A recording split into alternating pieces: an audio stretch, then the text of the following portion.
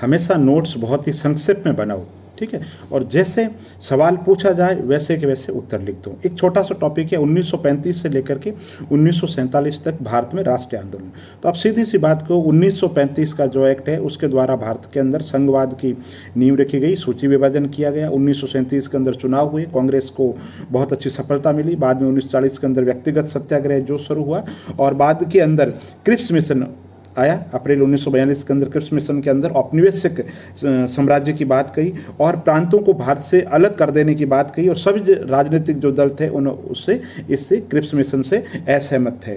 उसके बाद बात करते हैं तो भारत छोड़ो आंदोलन आया। भारत छोड़ो आंदोलन के माध्यम से पूरे भारत के अंदर गांधी जी के नेतृत्व के अंदर करो और मरो का नारा दिया। स्त्री पुरुष से लेकर के ग्रामीण शहरी हर वर्ग ने इस आंदोलन के अंदर साथ दिया। इसे पूरे देश के अंदर चेतना की लहर दौड़ गई। 1944 के अंदर CR फॉर्मूला आया। 1945 के अंदर वेवेल योजना आई। वेवेल योजना के अंदर जून 1945 में वेवेल ने कहा कि ब्रिटिश सरकार पूर्ण स्वराज देना चाहती है और कार्यकारिणी में प्रधान जो है सेनापति उसको छोड़ करके सभी जो सदस्य है वो भारतीय होंगे। मुस्लिम लीग इससे असहमत थी।